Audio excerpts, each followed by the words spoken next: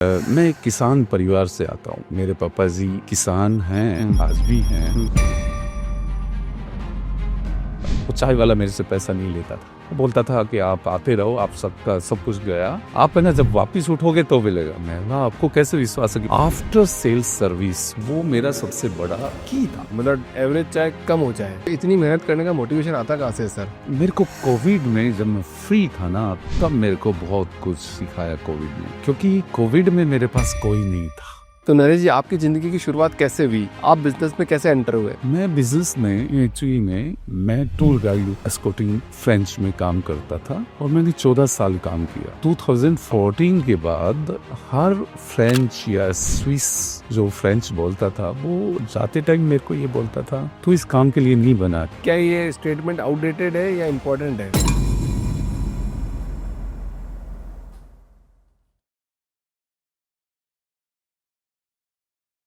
नरेश कुमार जी, बहुत बहुत स्वागत है आपका द फाउंडर्स ड्रीम के अंदर। कैसे हैं सर आप? मैं ठीक हूँ सर, नमस्कार आपका। सर, एक मूवी देखी थी 3 इडियट, और सभी लोगों ने देखी होगी, जितनी हमारी ऑडियंस है उन्होंने भी देखी होगी। तो 3 इडियट में बोला जाता है ना कि जो दिल को अच्छा लगे वो करना, उसके अलावा कुछ करना मत। तो आपकी ज़िंदगी वहीं से रिलेट करती है। क्या आपको ऐसा लगता है सर कि जो दिल में है वही करेंगे तो सक्सेस मिलेगी? हाँ, मेरे को ऐसा लगता है कि दिल में जो है वो करना चाहिए आपको। मतलब जो दूसरे आदमी क्या बोलेंगे उससे नहीं डरना चाहिए, आपको जो दिल में है वही करना चाहिए। तो नरेश जी, आपकी ज़िंदगी की शुरुआत कैसे हुई? आप बिजनेस में कैसे एंटर हुए? मैं बिजनेस में एक्चुअली मैं टूर गाइड एस्कॉर्टिंग फ्रेंच में काम करता था और मैंने 14 साल काम किया। 2014 के बाद हर फ्रेंच या स्विस जो फ्रेंच बोलता था वो जाते टाइम मेरे को ये बोलता था, तू इस काम के लिए नहीं बना, तू तो बिजनेस के लिए बना है। इसलिए मेरे को बिजनेस के बारे में आइडिया आया कि यार मैं बिजनेस ही करता हूँ। फ्रेंच वाले लोग बोलते थे? हाँ, वो लोग बोलते थे कि नहीं तू इसके लिए नहीं बना। तो क्यों बोलते थे ऐसी बात? क्योंकि जब वो मेरे से बातें करते थे तो मैं उनसे फ्रेंच में अच्छी तरह से बातें करता था, पॉलिटिक्स बातें करता था, इकोनॉमी की बातें करता था, इंडिया की बातें करता था, इंडिया की ग्रोथ की बात करता था। तब वो बोलते थे कि नहीं नहीं, आप बिजनेस कर। आपकी फैमिली में कोई बिजनेस में है? किसी ने बिजनेस किया है? नहीं, हमारी फैमिली में कोई जैसे फैमिली बैकग्राउंड से थोड़ा सी आते हैं, मतलब आपने बिजनेस की शुरुआत कब करी सर? बिजनेस की शुरुआत तो मैंने 2019 में की। अभी रिसेंटली, मतलब Recently, 5-7 साल पहले? हाँ 5 साल 6 साल साल पहले। हाँ। मैं एक किसान परिवार से आता हूँ। मेरे पापा जी किसान हैं, आज भी हैं। हम्म। और मु- मुझे मैं एक परिवार में पैदा हुआ। वहाँ पे ना कंबाइंड फैमिली थी, 80 लोग थे, बड़ा परिवार था। उसमें है ना मेरे दादा, दूसरे चाचा ताऊ सब एक हवेली में रहते थे हम लोग, पर हमारे खेत थे उसमें हम काम करने जाते थे। पर उसके बाद मेरे पापा जी किसानी करते थे और वहाँ से 10th किया मैंने, 12th किया। पापा जी चाहते थे कि मैं डॉक्टर बनूं, पर मैंने बोला कि नहीं मैं नहीं पढ़ सकता, मेरे को बायो समझ में नहीं आती। मैंने बोल दिया उनको +1 में आके वापिस 11th में। और मैंने 12th में आर्ट किया, हिस्ट्री पॉलिटिकल हिंदी, और वो किया और फिर मैंने बीए की। पापा जी बहुत नाराज थे कि भाई डॉक्टर बहुत पैसा कमाते हैं, तू तो कम कमाएगा, ये खेती बाड़ी करेगा तो क्यों। तो मैंने बोला नहीं, नहीं कर सकता, डॉक्टर नहीं बन सकता, मैं खुश रहूंगा। मैंने फिर बीए में हिस्ट्री पॉलिटिकल हिंदी ली और मैंने ग्रेजुएशन किया। तो यही बात हो गई ना, 3 इडियट में यही बात बोली कि पापा मैं खुश रहूंगा, कम कमाऊंगा पर खुश रहूंगा। आपने देखी 3 इडियट मूवी? हाँ मैंने देखी। जिसमें आर माधवन बोलते हैं कि पापा मैं फोटोग्राफी में रहूंगा, घर छोटा होगा, गाड़ी छोटी होगी, पर मैं खुश रहूंगा। हाँ यही बात मैंने पापा जी को गाड़ी वाड़ी तो नहीं बोला, पर मैंने बोला मैं खुश रहूंगा। क्योंकि वो 99 में इतनी गाड़ियां नहीं थी, गांव में इतनी गाड़ियां नहीं थी भाई, हमारे पास तो बाइक भी नहीं थी। बाइक भी मैं 2006 में लेके आया खरीद के। पापा जी के पास तो ट्रैक्टर था, ट्रैक्टर से ही करते थे वो तो सारा कुछ। मैंने मेरे परिवार में 2006 में बाइक खरीदी अपनी, और मैंने कमाने के बाद। पर उससे पहले पापा जी तो कमा ही रहे थे ट्रैक्टर से, मम्मी मेहनत करते थे। तो आज आप खुश हो?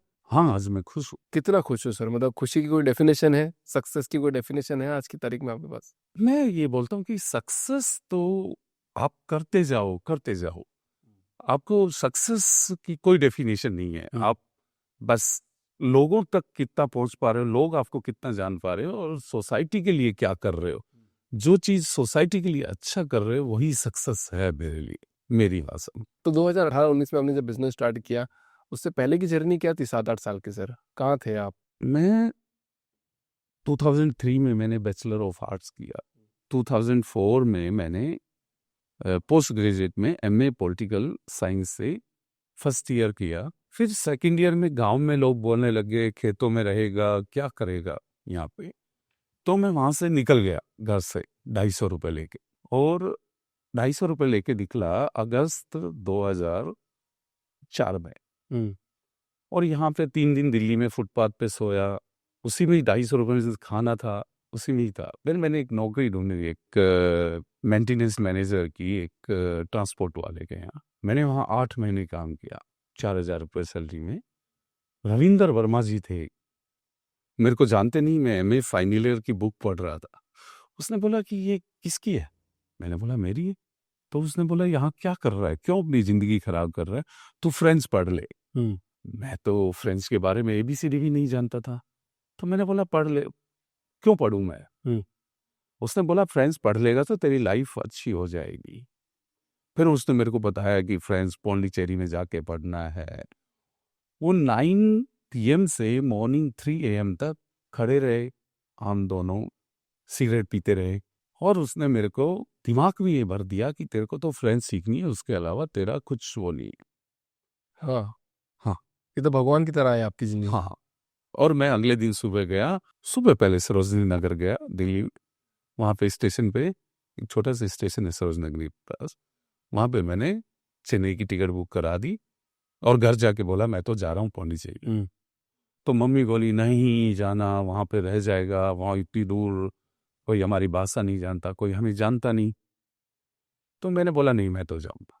तो मैं निकल गया और वहाँ जाके वहाँ गया तो वहाँ भी कोई नहीं जानता था मेरे को, पौंडीचेरी में भी। तो वहाँ मैंने चेन्नई, और सबसे पते की बात मेरी लाइफ में, नागपुर में मेरा सारा सामान चोरी हो गया। बाप रे, ट्रेन में। तो नागपुर में सारा सामान चोरी हो गया। मैंने घर वालों को नहीं बताया कि मेरे पास मोबाइल भी नहीं था। उसके बाद मैं चेन्नई गया। चेन्नई से मैंने ट्रेन ली ना बस ली वहाँ पौंडीचेरी के लिए। अब वहाँ कोई जाने नहीं। मेरे को पता था कि फ्रेंच अलियांस फ्रांसेज में होती है। फिर मैं वहाँ गया, फिर कमरे ना मिले, भाई रहूँ कहाँ पे। तो मैंने 5 रुपए में डॉर्मेट्री ली और रात को पार्क में सोता था 15 दिन। वहाँ पे गर्मी इतनी थी, सोचता था कि वापिस चल घर, क्योंकि उमस था। फिर मैं बोलता था नहीं नहीं, वापिस चला गया तो तेरे को वही काम करने पड़ेंगे, खेती बाड़ी करने पड़ेंगे, पूरे गांव में बेइज्जती होगी। मैं बोला अब तो मैं फ्रेंच पढ़ के जाऊँ। सर मैंने 1.5 साल फ्रेंच पढ़ी, विदाउट अलार्म मैं उठता था 5 बजे और रात को 12 बजे 1 बजे सोता था। और फ्रेंच में मैंने B2 लेवल किया। उसके बाद यहाँ आके मैंने गाइडिंग एस्कॉर्टिंग करना स्टार्ट किया। उसके लिए भी मेरे पास लाइसेंस है टूर गाइड का। यहाँ मैं फ्रेंच लोगों को 30-40 लोगों को करता और उनके साथ काम करते हुए 14 साल काम किया उनके साथ। फिर उसके बाद मैंने बोला कोई वापिस करते हैं। तो 2018 में जब हर आदमी मेरे को बिजनेस बिजनेस बिजनेस की बात करता था, उसी दौरान एक मेरे दोस्त का पैर टूट गया। तो क्योंकि मैं टूर एस्कॉर्टिंग करता था तो हमें तो पर डे के हिसाब से पैसा मिलता था। करेक्ट।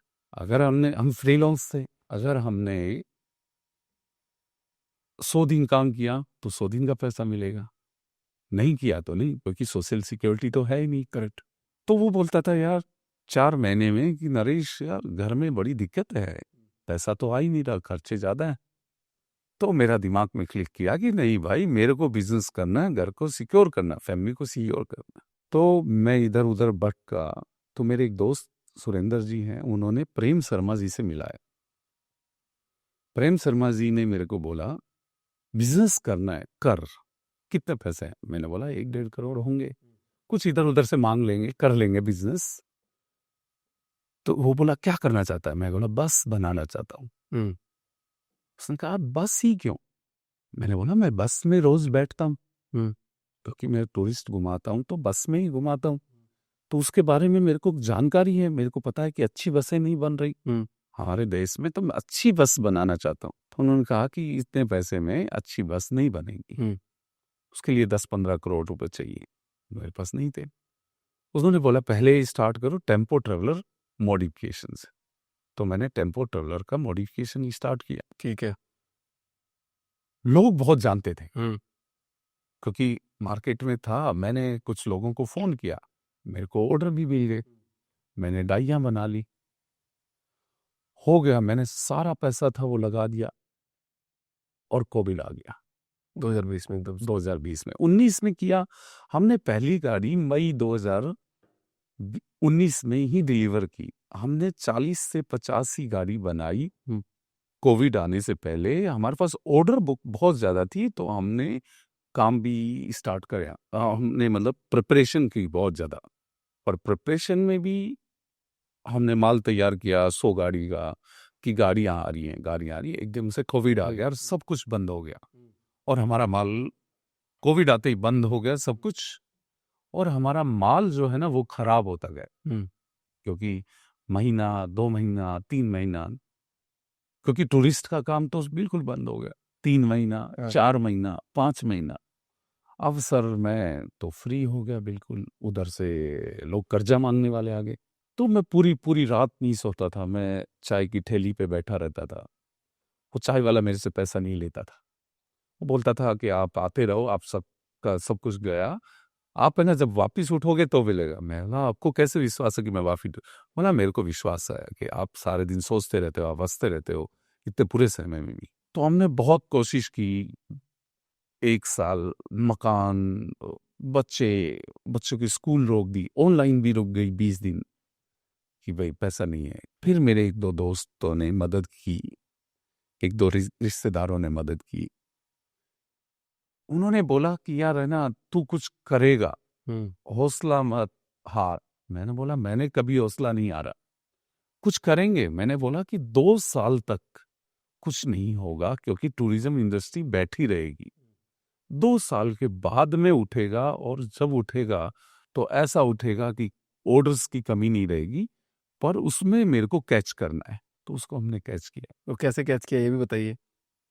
सर 2022 में जो है, मैं उसी में ही बैठा रहता था फैक्ट्री में, 1500 मीटर की थी, छोटी रेंट की थी, और उसी में बैठा रहता था, सोचता रहता था। फिर थोड़ा बहुत काम स्टार्ट होने लगा, लोग है ना पुराने टेम्पो ट्रेवलर खरीद फरोख्त करने लगे। तो मेरे पास से ना गुजरात से 2 बंदे आए, अमित पटेल और विजय भाई राजपूत।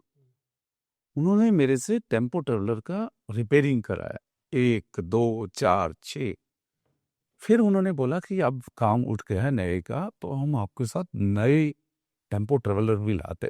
तो उससे उन्होंने मेरे को बहुत मतलब गुजरात में इंट्रोड्यूस किया।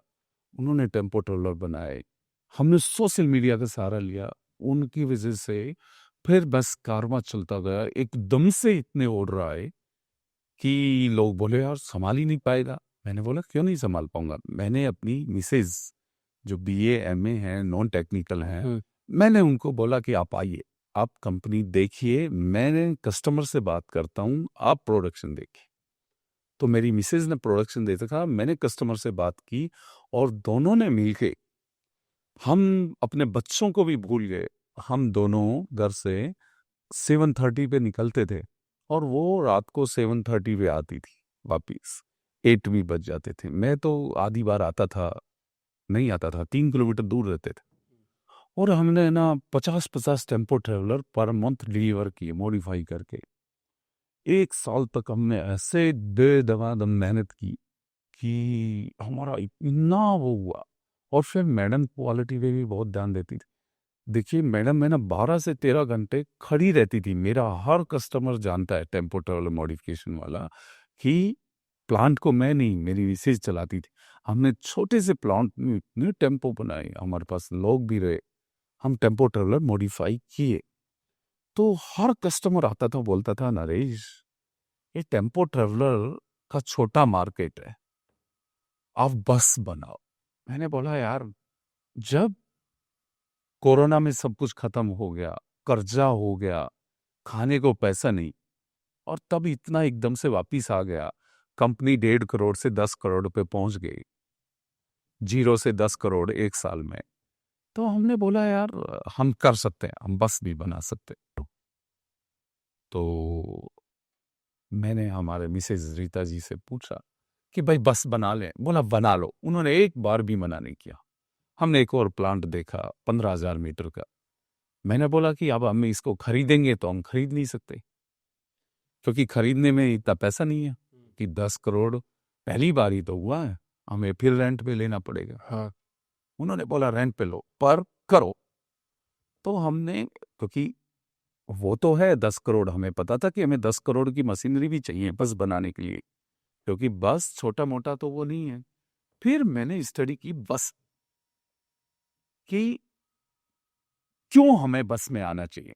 भारत में इंडियन रेलवे में लोग, हम सोचते हैं कि बहुत ज्यादा इंडियन रेलवे चलती, इंडियन रेलवे में 2.5 करोड़ के आसपास पर डे लोग सफर करते, और इतनी मेट्रोज हैं उनमें 1.25 करोड़ के आसपास करती हैं, और बस में 35 करोड़ के आसपास करते हैं। स्टाफ बस, school bus, roadways, sleeper, tourist, 35 crore per day इधर से उधर होता है, लोकल बसेस। तो मैंने बोला ये तो समुंदर, हमें तो बस बनानी चाहिए, हम टेम्पो ट्रेवलर तो बना ही रहे हैं। फिर मैंने उसमें पढ़ा कि भाई कितनी बसें होंगी इंडिया। तो इंडिया में मैंने एक मोटा मोटी आंकड़ा निकाला कि भाई 20 से 21 लाख बसेस हैं इंडिया में अभी रजिस्टर, जिसमें से गवर्नमेंट की तो 2 ही लाख है, बाकी तो 90% तो प्राइवेट है। करेक्ट। तो मैंने देखा क्वालिटी सर्विस आपको देनी हो, क्योंकि टेम्पो ट्रेवलर में हमने बनाया, मन तो नॉलेज नहीं थी, तो किसी का खराब होता था तो हम उसको सर्विस देते थे। आफ्टर सेल्स सर्विस वो मेरा सबसे बड़ा एक की था, कि मैं लोगों की सुनता था कि भाई मेरी गाड़ी में दिक्कत है, ठीक है दिक्कत है, ठीक करके दूंगा, मैं लोग भेजूंगा।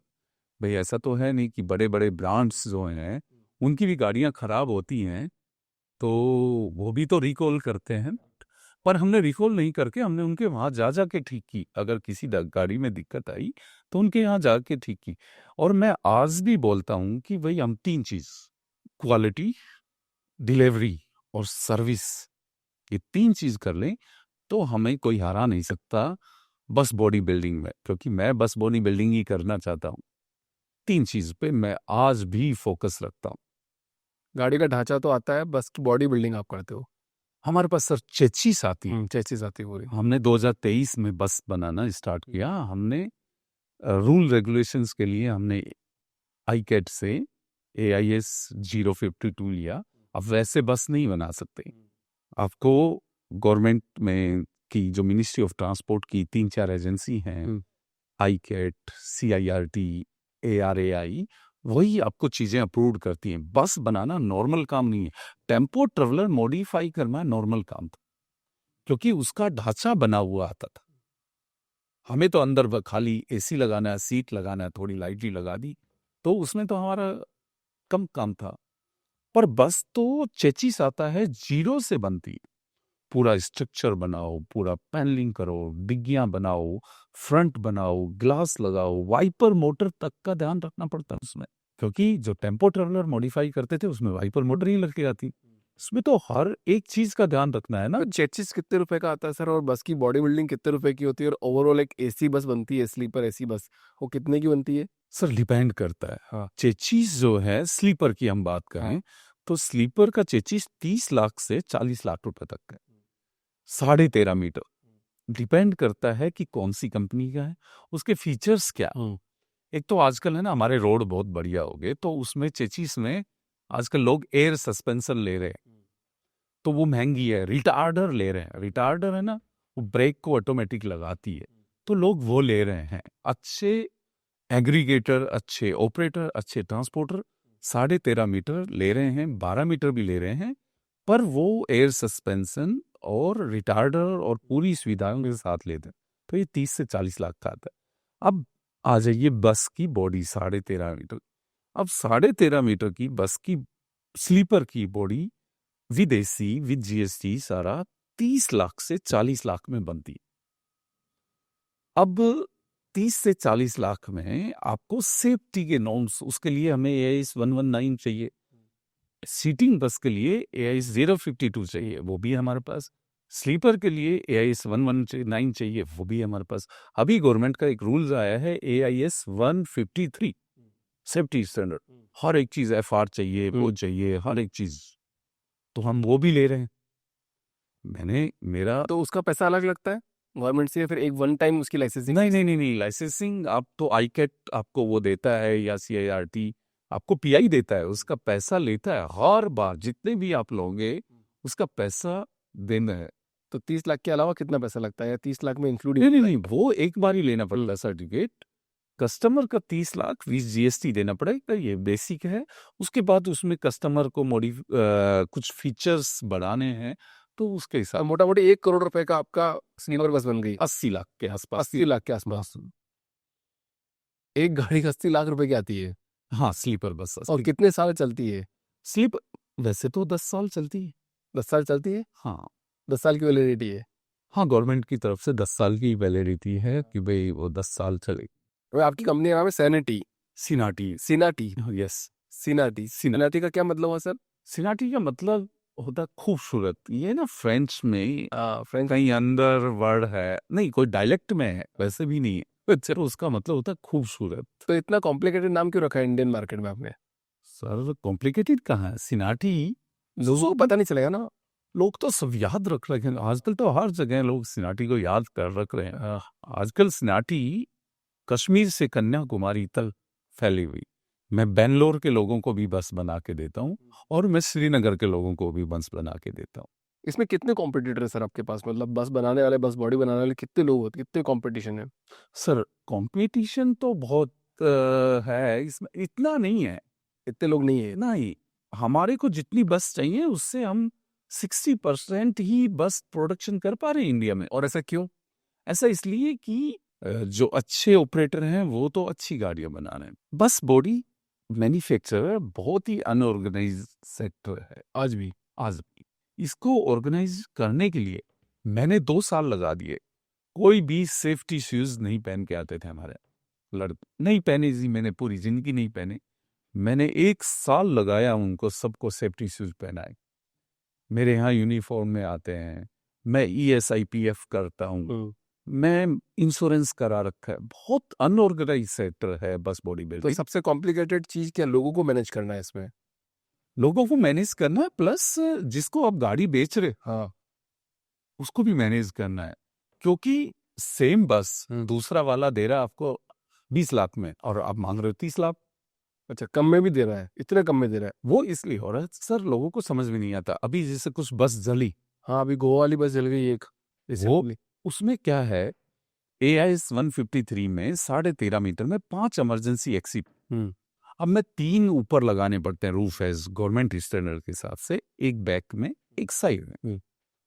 ये 5 इमरजेंसी लगाने में मेरा खर्चा है 75,000 रुपीज। और मैं बहुत सारी गाड़ियां देखता हूं, उन्होंने एक छोटा सा लगा दिया 10,000 रुपए में, तो मेरी गाड़ी तो ऑलरेडी 65,000 रुपीज, तो 5 इमरजेंसी एक्सिट से ही महंगी होगी। फिर हम आजकल Teflon coating FR grade use करते हैं, वायर भी। लोग है ना सस्ती वायर खरीद लेते हैं, हम सस्ती वायर होम वाली खरीद लेते हैं, ऑटोमेटिक ग्रेड की नहीं होते। प्लस RVM तक, रियर व्यू मिरर तक लोग है ना वो कर लेते हैं, सस्ते खरीद लेते हैं। मार्केट में 5,000 से 30,000 तक के बस के आगे आप देखे होंगे रियर व्यू मिरर मिलते हैं। अब उसको किस R&D करके बनाया गया है, तो लोग है ना जितना कम करते जाओ। अब हम जो है ना वाइपर मोटर हमारी 18,000 रुपए की आती है, डोगा की वाइपर मोटर, वो सर्टिफाइड है। अब मार्केट में चाइनीज मोटर मिल रही है, वाइपर मोटर मिल रही है 7,000 की। एक गाड़ी में कितना फर्क पड़ता जाए, एक एक कंपोनेंट को देखें तो बहुत फर्क पड़ता है, बहुत वेरिएशन है। परंतु हमारे यहाँ ना इन्फोर्समेंट सिस्टम ठीक नहीं है।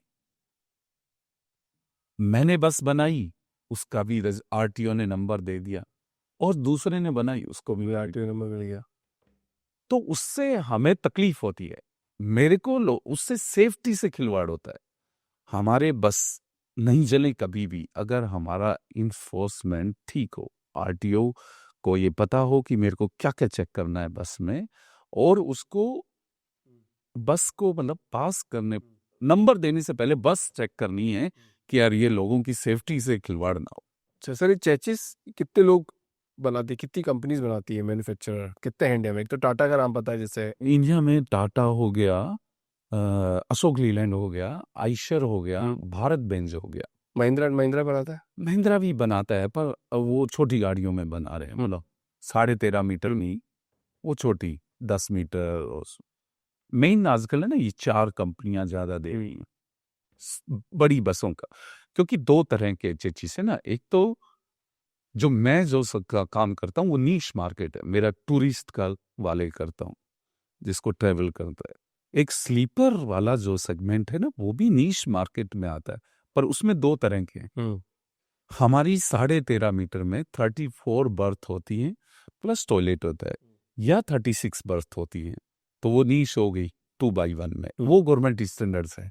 अब मैं देखता हूँ कि उसमें 50 बर्थ बना दी, 2x2 कैलोरीज छोटी कर दी ना पैसा कमाने के लिए लोगों ने। अब उसमें तो हादसे होंगे ही, वो निश मार्केट में नहीं है। मैंने एक भी नहीं बनाई 2x2, मैं सारी स्लीपर स्टैंडर्ड से बनाई। मैंने बोला कि भाई मैं जब शुरू में खोला मैंने 2023 में, तो हो सकता है कि मैंने 1-2 गाड़ियां कस्टमर के कहने से वैसी कर दी होंगी, 10 गाड़ियां कर दी होंगी, परंतु मैंने 1 जुलाई 2025 को डिसीजन लिया कि मैं गलत काम नहीं करूंगा, चाहे दूसरा ओवरहैंग करे या जो मर्जी करे, मैं नहीं करूंगा। और मेरे पास काम है, आ रहा है, लोग मेरी बातें कर रहे हैं। मैंने स्लीपर तो मार्च 2025 में ही लॉन्च करी ना, और मैंने 100 स्लीपर बना भी दी मार्च 2025 से लेके आज हम दिसंबर में बैठे हैं, 100 स्लीपर बना दी, वो चल रही हैं। मेरे 98% कस्टमर खुश हैं। वो खुश इसलिए हैं कि उनको पता है कि मैं सर्विस देता हूं। मेरे पास फोन आया कि नरेश ये गाड़ी में दिक्कत है। मैंने एक किया खरीद रखी है, उसमें 4 लड़के जाते हैं, गाड़ी को चेक करते हैं कि क्या दिक्कत है, और उसको हम है ना वहां पे ठीक करते हैं, और वापिस आके अगली गाड़ी में ना हो वो हम कर रहे हैं। अब 2% लोग जो हैं स्लीपर में, वो कई बार लोग खुश नहीं होते ना, आप हर आदमी को तो खुश नहीं कर सकते, पर मैं मेरी तरफ से सेफ्टी, मतलब मेरा जान की कीमत है, मैं लोगों की जान की कीमत समझता हूं। मैं सोचता हूं कि यार है ना पैसा कुछ ना भी कमा लो। अब जैसे मैं मेरी गाड़ी में रेक्सिन भी FRLS, fire retardant, fire resistance, low smoke लगाता हूं। अब एक आदमी ने मेरे को बोला कि भाई ठीक है, मैंने लगा दी, मेरे यहां से तो टेस्ट हो गई, अब वो फट गया, अब उसने कहीं और काम करा लिया, उसने उसमें FRLS लगवाया नहीं, तो उसमें मेरी क्या गलती है? आपकी गलती नहीं है। तो कुछ हादसे ऐसे भी हो जाते हैं कि लोग हमारे यहाँ से निकलने के बाद कुछ काम करा लेते हैं, पर गाड़ी, बस बॉडी बिल्डिंग में जितने भी ये हादसे हुए हैं, मैंने पढ़ा सारा, जो बस नॉर्म्स से बनी हुई थी वो कोई भी नहीं जली हुई, जो गवर्नमेंट नॉर्म्स से थी। Correct sir. जली हुई जो गवर्नमेंट नॉर्म्स से नहीं थी, तो उसमें सब बस बॉडी बिल्डिंग वालों को गलत ठहराना उचित नहीं है। मतलब गाड़ी मजबूत होनी चाहिए, मतलब एवरेज चाहे कम हो जाए। क्या ये स्टेटमेंट आउटडेटेड है या इम्पोर्टेंट है? नहीं, गाड़ी मजबूत ही रहती है, एवरेज गाड़ी पे डेड वेट नहीं होना चाहिए। मजबूत का डेफिनेशन क्या है? कि आप भिड़ गए तो कम से कम कोई डैमेज ज़्यादा नहीं हो, कम हो।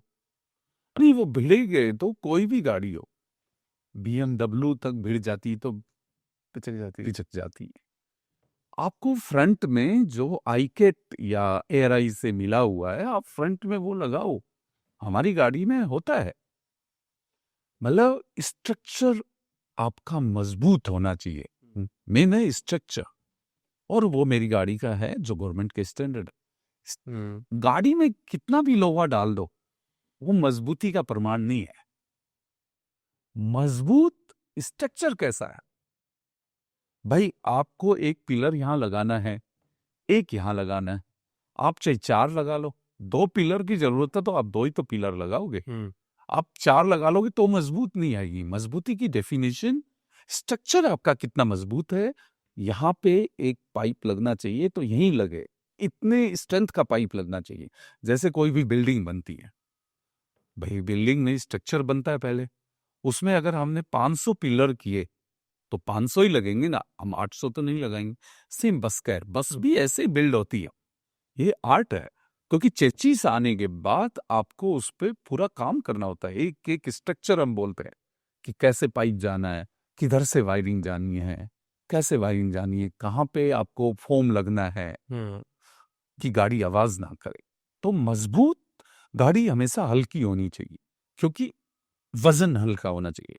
आप भारी कर नहीं सकते, क्योंकि गवर्नमेंट के स्टैंडर्ड की गाड़ी का GWR इतना होना चाहिए, ग्रोस वेट इतना होना चाहिए, सवारी बैठा के इतना होना चाहिए। आप गाड़ी को ज्यादा लोहा लगा ही नहीं सकते। आपने 2 टन ज्यादा लोहा लगा दिया, गाड़ी पास ही नहीं होगी। आप गाड़ी को स्ट्रक्चर से डिजाइन कीजिए। फिर आप क्या कर सकते हैं, आपका स्ट्रक्चर मजबूत है तो फिर आप उसमें कुछ भी चीज थिकनेस कम कर सकते हैं दूसरी चीजों का, पर स्ट्रक्चर मजबूत होना बहुत जरूरी। नरेश सर, आप तो बिजनेस में ऑलरेडी बहुत खतरनाक तरीके से इन्वॉल्व हो, घर भी कम जाते हो, स्टार्टिंग में तो बहुत कम गए थे। तो परिवार के बीच में, बिजनेस के बीच में कैसे बैलेंस मेंटेन करते हो? क्योंकि सबसे ज्यादा स्ट्रगल यही होता है। सर मेरा ऐसा मानना है कि कोई बिजनेस करे ना तो उसके परिवार को भी ये समझना चाहिए कि बिजनेसमैन परिवार को ज्यादा समय नहीं देता। वो उसको संडे को भी थोड़ा ही समय, संडे मॉर्निंग वो घर पे दे सकता है, संडे इवनिंग भी नहीं दे सकता बिजनेसमैन। संडे मॉर्निंग प्लस आपको वो दे सकता है होली पे, दिवाली पे, राखी पे। ये 2-4 टाइम में ना मैं अपने परिवार को देता हूँ कि भाई मैं आपके साथ। फिर एक सुबह सुबह थोड़ा मैं 15 मिनट मिल लेता हूँ परिवार से, बाकी तो ज़्यादा नहीं मिलता था, क्योंकि मैं जब उठता हूँ तो मेरे बच्चे स्कूल जाते रहते हैं और 10-5 मिनट मुलाकात हो जाती है। रात को बहुत कम मुलाकात होती है बच्चों से, कि रात का पता ही नहीं ना मैं कब आ रहा हूँ, 12 बजे आ रहा हूँ कि 1 बजे आ रहा हूँ कि 2 बजे आ रहा हूँ। पर मेरे को फैक्ट्री वही सुबह 8 बजे पहुंचना है, चाहे मैं आऊँ रात को 2 बजे या आऊँ 3 बजे, मैं 8 बजे पहुंचता हूँ। तो इतनी मेहनत करने का मोटिवेशन आता कहाँ से है सर? सर मेरे को कोविड में जब मैं फ्री था ना, तब मेरे को बहुत कुछ सिखाया कोविड ने, क्योंकि कोविड में मेरे पास कोई नहीं था, मेरा परिवार था, मेरी मिसेज, मेरे 3 बच्चे। उन लोगों ने मेरा बहुत साथ दिया, मेरे साथ रहे। तो मैं अब उनके लिए कुछ करना चाहता हूँ कि भाई उनके लिए कि भाई वो, मैं कुछ पैसा बना दूं और वो लोग बिजनेस सीख लें। मेरा मोटिव ये है कि मेरे तीनों बच्चे बिजनेस करें, ये करें चाहे दूसरा करे, पर बिजनेस करें। कैसे नहीं करें, बिजनेस करें। तो मैं उनको बिजनेस सिखाना चाहता हूँ। तो वो मेरे साथ ये देखेंगे कि यार पापा से नहीं मिल रहे, तो उनको भी यही आदत पड़ेगी ना कि बिजनेस में टाइम नहीं होता। देखो बिजनेस, आप ये सोचो कि भाई बिजनेस में 8 घंटे आप काम करें और आप बिजनेस सेटअप कर लें, ऐसा हो नहीं सकता मेरी नजर में। आपको काम करना पड़ेगा। You have to do 365 days 24/7 if you want to do business. तो एक बात बताइए, जैसे जिस तरीके से आपने अपने पिताजी को बोला कि मैं डॉक्टर नहीं बनूंगा, हाँ। मैं जो भी रहूंगा खुश रहूंगा, तो कल के आपके बच्चे भी आपको ये बात बोले कि हम बिजनेस नहीं करना चाहते, हम ये करना चाहते हैं। क्योंकि मैं आज बहुत बड़ी जनरेशन से मिलता हूँ, नई जनरेशन, तो बोलते हैं कि पापा का बिजनेस नहीं करना है, खुद का नाम बनाना है, खुद काम करेंगे, खुद स्टार्ट करेंगे, खुद नौकरी करेंगे, पहले बाद में देखी जाएगी। नहीं, मैं तो उनको बोलता हूँ कि भाई बिजनेस करो, नौकरी मत करो, डे 1 से ही बिजनेस करो। मैं तो बोलता हूँ बच्चों को कि आप +2 करो, आपको +2 करते ही आप बिजनेस में लग जाओ। जब तक आप MBA करोगे तब तक तो आपका बिजनेस हजारों करोड़ का हो चुका होगा, ये मेरा मानना है। क्योंकि मैं 2022 में जब हमने कंपनी रीस्टार्ट की तो हम 1.5 करोड़ पे थे, 2023-24, और इस साल हम 100 करोड़ पे आए। 100 करोड़ पे हुआ अभी? हाँ 100 करोड़ 31 मार्च तक हम 90 से 100 करोड़ पे क्लोज करेंगे। 2025 हाँ 25-26 वाला। हाँ 25-26 वाला। तो अब 100 करोड़ में करेंगे तो बच्चों को भी ये समझना पड़ेगा ना कि भाई 100 करोड़ करूंगा, मैंने तो करके दिखा दिया, मेरी तो बुक्स में है, मेरे तो बैंक की ट्रांजैक्शन में है कि मैंने इतने का किया, 1.5 करोड़ से 100 करोड़ 4 साल में। तो मैं तो ये चाहता हूं ना कि भाई अगली साल मैं 2000 बसें बनाऊं मिनिमम, और मैं 500 करोड़ का करूं। मैं तो ये सोच रहा हूं कि मैं इलेक्ट्रिक व्हीकल बनाऊं और मैं 1000 करोड़ का करूं अगली साल ही, क्योंकि आज मेरे को नो हाउ पता है। मैं इंजीनियर्स भर्ती करते जा रहा हूं मेरी कंपनी में, मैं सिस्टम ला रहा हूं। पहले मेरा क्या था कि मेरा फोन बहुत ज्यादा, मेरी 200 से ज्यादा कॉल्स थी मेरी पर डे, और उसको भी संभालता था, बिजनेस भी संभालता था। अब मैंने उस पर IVR सिस्टम लगाया, AI चैटबॉट लगाया। तो मैंने खुद चैट जीपीटी का प्रो सब्सक्रिप्शन ले रखा है, 20,000 रुपए देता हूं को। अब मैं सिस्टम को सिस्टम से ही ले रहा हूं, मतलब आपको सोचना है। आज मेरे को सोचना है, इंजीनियर्स फिर आजकल सोचने की जरूरत नहीं ना, AI आपको बता देता है कि ये करना है तो करना है। तो नए एंटरप्रेन्योर को क्या मैसेज देना चाहोगे? आपने तो बिजनेस बना लिया 2-4 साल में, आपकी तो किस्मत अच्छी रही। सर किस्मत से ज्यादा मैं कर्म पे भरोसा बट रखता हूँ। 3 साल ही हुए ना सर, अभी अगर देखा जाए तो 4 साल में। आपकी बातों के अकॉर्डिंग में बात कर रहा हूँ। सर ये तो सच है मैं जो बोल रहा हूँ। तो मैं तो ये नए वालों को ये बोलता हूँ कि काम करें बस। फल, भगवान श्री कृष्ण ने कहा कि कर्म करो, फल की इच्छा मत करो। फल आप कर्म करोगे ना तो आपको आएगा, भगवान अपने आप मैसेंजर भेजेगा। ऑनेस्टी से काम करो। अगर आपके धंधे में ऑनेस्टी नहीं है तो आप सक्सेस नहीं हो सकते। मैं कहता हूं, आपके यहाँ पे कह रहा हूं, सबके सामने कह रहा हूं, मैंने आपको बोला कि मेरे 98% कस्टमर सेटिस्फाइड है, और जो नहीं भी सेटिस्फाई है मैं उसको सेटिस्फाई करने की कोशिश करता हूं। मेरे को पता है कि कस्टमर मेरे पास आता है, नरेश जी आप तो बहुत महंगे हो। मैं बोलता हूं कि मैं अगली साल और महंगा हो जाऊंगा, पर मैं जो दे रहा हूं मेरे भाई उसको तो समझो। लाखों लोगों की जिंदगी आपके हाथ में है। हाँ सेफ्टी, जिंदगी के लिए मैं लोगों को बोलता हूं।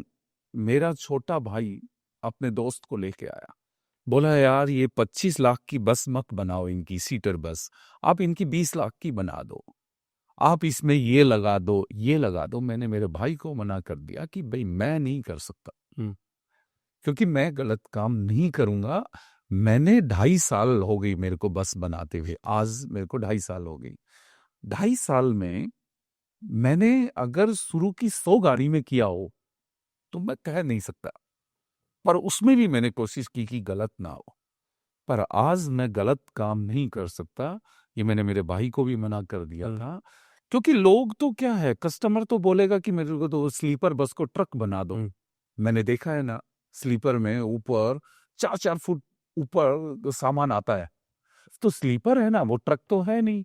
तो कुछ ऑपरेटर्स का माइंडसेट है कि हम लोग कस्टमर को वही दे, केवल बस यात्रा के लिए ही रखें, मतलब पैसेंजर को इंटरसिटी में ही यूज करें। कुछ ऑपरेटर का माइंडसेट है कि इंटरसिटी की बजाय हम पार्सल में यूज करें। ऊपर पार्सल आए तो वो क्या इन्फोर्समेंट को दिखता नहीं। सर मैं लोगों की सेफ्टी की बात कर रहा हूं। भाई हमें बहुत ज्यादा बसेस चाहिए। इंडिया इतना ग्रोथ कर रहा है, हमारे यहाँ डेमोग्राफी बढ़ रही है, हमारे यहाँ पे रोड्स बढ़िया हो रही। आज हमारे पास 30,000 स्लीपर है, हमें आने वाले 5 साल में हमें 30,000 से ज्यादा चाहिए, क्योंकि लोगों को इधर से उधर ले जाना है। भाई मैंने जो पढ़ा, एयरपोर्ट, कितने एयरपोर्ट्स, 5 लाख का रिकॉर्ड है एक दिन में सबसे ज्यादा पैसेंजर को ले जाने। करेक्ट। और बसेस ले जाती, बसेस ही ले जा रही सर। बसेस ही ले जा रही है, रोड बढ़िया हो रहे हैं। अब दिल्ली मुंबई एक्सप्रेस वे 10 से 12 घंटे में जाएगी गाड़ी, तो लोग कौन करेगा? दिल्ली जयपुर 4 घंटे में जा ही रही ना आज गाड़ी। भाई आप दिल्ली से जयपुर फ्लाइट क्यों लोगे? नहीं लेंगे। नहीं लेगा, कोई भी नहीं लेगा। आजकल है ना, स्पीड बहुत है। गडकरी साहब ने बहुत रोड बनाए, पर उसके लिए इन्फोर्समेंट को ठीक होना पड़ेगा कि बस को बस रहने दें, ट्रक ना बनाए। बहुत बढ़िया सर। तो अभी मान लो कि आपका 100 करोड़ का बिजनेस ऑलरेडी कर रहे हो, सो आपको इन्वेस्टमेंट की भी जरूरत रहेगी, तो आप इन्वेस्टर भी देख रहे होगे। सर हाँ, ये तो आपने सही सवाल पूछा, क्योंकि मेरे को इन्वेस्टर तो चाहिए।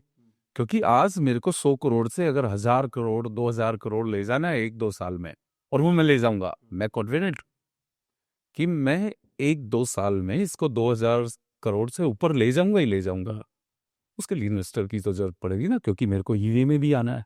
एक प्रेम जी की जिक्र कर रहे थे हम थोड़ी देर पहले, कौन है प्रेम जी और कैसे आपकी मदद करी उन्होंने? प्रेम शर्मा जी ने मेरी वैसे मदद नहीं की, पैसे से कोई मदद नहीं की, पर प्रेम शर्मा जी ने मेरे को समय समय पर आगाह किया। मैं 2018 में उनसे मिला, उन्होंने बोला बिजनेस करना है तो पैसे, उन्होंने बोला ही ना, जो पैसे लगाएगा वो खत्म, और गोलगप्पे की रेडी स्टार्ट। इसका मतलब आपको रोड पे बैठ के गोलगप्पे बेचने पड़ेंगे। बिजनेस वही आदमी करे जब वो सोच ले कि भाई मैं जितना पैसा लगाए वो खत्म हो गया। तो प्रेम शर्मा जी का ये रहता है। दूसरा, प्रेम शर्मा जी जो है, बस भी बनाई मैंने, तो उन्होंने बोला आपने अच्छी बस बनाई, इसको और अब इम्प्रूव करो। उन्होंने 4-5 जिन लोगों की मैंने बस बना के दी, उनको भी फोन किया कि भाई ठीक बना रहे हैं। मेरे को वो देते रहते हैं, इनपुट देते रहते, मेरे से ज्यादा नहीं मिलते, मेरे से 6 महीने में एक बार मिल लेते हैं, पर वो ट्रांस एसीनार में काम करते हैं जिनसे हम एसी लेते हैं, तो वो मेरे से मिलते रहते हैं और वो खुश हैं, और वो चाहते हैं कि मैं बहुत बड़ा करूं। वो ये चाहते हैं कि मैं इलेक्ट्रिक बस बनाऊं ही बनाऊं। तो जिंदगी में सबसे ज्यादा सपोर्ट कहाँ से मिला आपको सर? जिंदगी में सबसे ज्यादा सपोर्ट तो मैडम ने किया, हम्म। कि वो बिजनेस में आ गई मेरे साथ, ऑपरेशन संभाला। आज 350 वर्कर है हमारे पास, और मैडम संभालती है। मैं वर्कर्स के पास मेरा नहीं है, ऑपरेशन का मेरा कोई काम नहीं है, मैडम ऑपरेशन संभालती है, पूरा प्लानिंग करती है। घर से सुबह बच्चों को स्कूल भेजती है, 8 बजे कंपनी पहुंचती है, और रात को 8 8:30 बजे वापस घर पहुंचती है। वो बिजनेस संभालती हैं आजकल मैडम। मेरा केवल स्ट्रेटजी है कि भाई काम कैसे लाना है, नया डेवलपमेंट करना है तो करना है। अभी नए फ्रंट फेशिया, क्योंकि हमारे उसमें नया फ्रंट फेशिया बनाना है, रियर फेशिया, गाड़ी लिए तो अच्छी लगनी चाहिए ना, तो वो मेरा काम है। अब जैसे मैं कल ही कहीं पे गया था, मैं टेफ्लॉन कोटिंग की वायर डालने की बात कर रहा हूँ, क्योंकि टेफ्लॉन कोटिंग की वायर जलती नहीं है। हम एफआर की बात करते हैं, वो फायर रेजिस्टेंस है, वो ऊपर जलेगी। तो मैं ये सब चीजों को, मैं एक्चुअली में R&D पे जा रहा हूँ ज्यादा, वो मैं करता हूँ कंपनी में। और मैंने जब सिस्टम लगा दिए तो मेरे सेल्स वाले अलग हैं, कंप्लेंट का मैंने अलग नंबर दे रखा है, अकाउंट्स का अलग दे रखा है, हर एक चीज मैं सिस्टम से काम कर रहा हूँ। अब कंपनी को बड़ा करना है तो सिस्टम चाहिए। Absolutely sir. I wish you all the best sir. ऐसे ही आप करते रहिए, बढ़िया बसें बनाते रहिए, उसमें आग मत लगवाइएगा। सर मैं आग नहीं लगवाता, क्योंकि ये मेरा नहीं है। मैं ये कह रहा हूं कि जिस बस में आग लगी, उसमें केवल उसका कारण नहीं है, बस बॉडी मैन्युफैक्चरर का कारण नहीं है। अच्छा बस बॉडी मैन्युफैक्चरर की बस में आग नहीं लगेगी, और लगेगी तो इसका मतलब किसी ने उसको बाहर से मॉडिफाई करा है, उसके यहाँ से। या फिर आजकल यूरो 6 जो गाड़ी है, उसमें ना जो ETF है उसका, वो 200 डिग्री तक वो देता है, हीट होता है अंदर से। कई बार गाड़ी लगती है, हो सकता है कोई बीड़ी पी रहा हो, ये भी है आजकल। आग लगने का कारण ये नहीं है कि बस खराब बनी। हाँ, मैं मानता हूं आग लगने का कारण बस में स्पेसिफिकेशन की कमी है, पर निकलने के रास्ते होने चाहिए। देखो, आग तो कहीं पे भी लग सकती है, 5 तत्व हैं हमारे, हवा पानी आग, पर आग सबसे डेंजरस है। वो लग सकती है, कहीं पे भी लग सकती है, पर आग लगे तो लोग निकले कैसे, वो मेरा पॉइंट है। Correct correct. तो मैं 5 इमरजेंसी दे रहा हूँ, शीशे के, हर शीशे के साथ मैं हैमर देता हूँ, तो उसका खर्चा है। और जो अच्छे बॉडी बिल्डर हैं, अच्छे वो लगा रहे हैं, और जो अच्छे ऑपरेटर हैं जैसे राम दलाल हॉलीडेज, वो अच्छी गाड़ी बनवाता है। जैसे विवेक ट्रेवल, वो अच्छी गाड़ी बनवाते हैं। वो बोलते हैं, विवेक ट्रेवल के मालिक विवेक भाटिया जी मेरे को बोलते हैं मेरी गाड़ी में जो स्पेसिफिकेशन है गवर्नमेंट के, वही यूज कर, मेरे से 50,000 फालतू ले। तो उनकी गाड़ियों में आग नहीं लग सकती, और हो सकता है लग भी जाए, किस्मत का आग का हम रोक नहीं सकते। करेक्ट। तो हम, मेरे पास बहुत ज्यादा गोल्ड लाइन वाले जसवंत जी हैं, उनकी गाड़ियां चलती हैं, मेरे से बनी है 4। उन्होंने एक बार भी ये नहीं बोला मेरे को कि मेरी गाड़ी में ये कर दे ये कर दे। गाड़ी जो अच्छे ऑपरेटर हैं, जैसे मैं जिंग बस की गाड़ियां बहुत बना रहा हूँ, जिंग बस एग्रीगेटर है, फ्लिक्स बस है, उसके लिए जो ऑपरेटर गाड़ी बनाते हैं उनके लिए मैं बहुत बना रहा हूँ, वो स्पेसिफिकेशन के हिसाब से बन रही। हाँ, और मैं तो गाड़ियों में FDSS भी लगा रहा हूँ, क्योंकि ये गवर्नमेंट ने मैंडेटरी कर दिया, FDSS, आग लगे तो स्प्रिंकल चालू हो जाए, तो ये भी लगा रहे। नरेश जी, अभी तक आप कितने टेम्पो ट्रैवलर बना चुके हो अभी तक? तो sir tempo traveller I think 1500 के आसपास में बना चुका हूँ। और स्लीपर बस और बस? बसेज में 400 के आसपास बना चुका हूँ, और स्लीपर बस 100 बना चुका हूँ। पर नेक्स्ट ईयर 2000 से ऊपर का प्लान है बसेज का। 2000 से ऊपर का प्लान? अगर कोई स्पेशल रिक्वायरमेंट आती है किसी की, तो आप उसको हैंडल करते हो? बताते हो कि स्पेशल ये डलवा सकते हैं? जैसे कि होता है ना, म्यूजिक अलाउड नहीं होता कभी कभी बसों में। सर मैं ना, जो गवर्नमेंट की तरफ से अलाउड है वही करता हूँ। कई बार कस्टमर ने मेरे को बोला कि यार नरेश मेरे को ये कराना है, तो मैं बोलता हूँ कि सर होने वाला होगा तो मैं कर देता हूँ, अगर नहीं होने वाला है, स्पेसिफिकेशन में नहीं आ रहा है, तो मैं नहीं करता हूँ।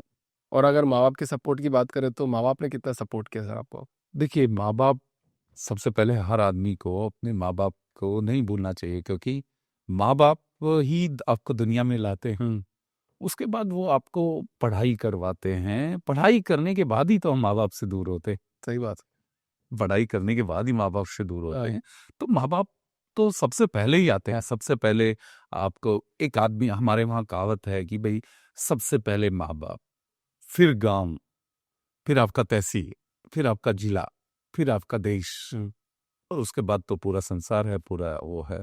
और आपको है ना लाइफ में मैसेंजर मिलते रहते हैं। जब मैंने बोला गांव हो, हर जगह, मैं गांव से दिल्ली आया तो मेरे को कोई आपके गांव का नाम क्या बताया था आपने? मेरा गांव का नाम दीखवाड़ है, दीखवाड़, जो नीमराना में है, नीमराना राजस्थान में है, दिल्ली से 100 किलोमीटर है। अब तो दोस्त वोस्त भी हैं आपके? दोस्तों ने आपको मदद करा? ये सर मेरे दोस्त हैं। जैसे मैं जब एस्कॉर्टिंग करता था तो उसमें मेरे 2 दोस्त हैं, आशीष मित्तल और दौलत सिंह बीकानेर से। उन्होंने मेरे को मोरल सपोर्ट बहुत ज़्यादा दी। राइट। जब कोरोना था, कोविड था, मेरा सब कुछ, तो वो 2 ही लोग मेरा फ़ोन उठाते थे, दूसरे लोग तो फ़ोन ही नहीं उठाए। वो उन्होंने मेरे को बहुत मोरल सपोर्ट दी। अब पता है, मोरल सपोर्ट ही सबसे ज्यादा इंपॉर्टेंट होता है सर, फाइनेंशियल सपोर्ट नहीं चाहिए। मोरल कि तू कर सकता है। एक सुरेंद्र भाई साहब हैं, जो उनका न्यू मुंडावर के नाम से बसें चलती हैं उनकी भी। उन्होंने मेरे को लाइफ में बहुत सपोर्ट किया। मतलब जब मैं फ्रेंच पढ़ के आया था तो वो मेरे को मिले थे। देखो, मैं मैसेंजर की बात कर रहा हूँ। रविंदर वर्मा मिले पहले, उसके बाद सुरेंद्र भाई साहब मिले। वो मेरे को जानते नहीं थे, और उन्होंने कभी किसी को ये नहीं बोला कि ये मेरा भाई नहीं है। वो हर आदमी को बोलते हैं मेरा भाई है। बस 20 साल से हम एक दूसरे को जानते हैं, कोई दिक्कत नहीं है। हर आदमी बोलता है कि ये मेरा भाई है, मैं भी उनको बोलता हूँ कि मेरा भाई है, और हर आदमी उनको, मेरा वेबसाइट पे उनका फोटो लगा हुआ है। पार्टनर कोई नहीं है मेरी कंपनी, हम 2 ही डायरेक्टर हैं, मैं और मेरी मिसेज। अब हमें नए डायरेक्टर्स की जरूरत है, पर सुरेंद्र भाई साहब ने हमारा बड़ा, यूं तो हमारे वेद प्रकाश जी हैं, वेद प्रकाश जी जेटी एसी बेचते हैं हमें, पर वो मेरे को बड़ा सपोर्ट करते हैं, वो बड़ा इंकरेज करते हैं, बना दो नरेश जी, आप कर दोगे। मतलब वो कभी भी, अरे आप टेम्पो बना रहे हैं, आप बस बनाओ बनाओ, आप बना दोगे। मतलब वो मतलब ऐसे बोलते हैं मेरे को कि जैसे कोई अपना बोलता है। मेरे को फील होता है वेद प्रकाश जी जब ऐसा बोलते हैं ना, बना दो और आप कर दोगे। तो मैं उनकी बात, बस के लिए, बस में लाने वाले, मतलब प्रेम शर्मा जी तो वैसे गाइड करते, पर जब टेम्पो ट्रेवलर बना दिए, जब बस में आए ना, तो वेद प्रकाश जी का याद, बना दोगे आप, कर दोगे, कर दो, आप अच्छी बस बनाओगे। और मैंने कर दिया। वो हर बार मेरे को इंकरेज करते रहते हैं। विजय भाई, अमित भाई का जैसे मैंने जिक्र किया गुजरात वाले, वो भी करते रहे। जैसे मैंने स्लीपर बनाई तो विक्रम भाई भुज से उन्होंने मेरे को स्लीपर के चेचिस भेज दिए, बनाओ R&D करो। मैंने 6 महीने उस गाड़ी पे लगाया, R&D की और तब बनाई। और उन्होंने मतलब मैंने एक बार बोला 7वें दिन चेचिस खड़े थे। तो मैं बोलता हूँ वो मैसेंजर हैं आपके, वो करते रहते। बहुत शानदार सर। नरेश जी, बहुत बहुत धन्यवाद पॉडकास्ट में आने के लिए।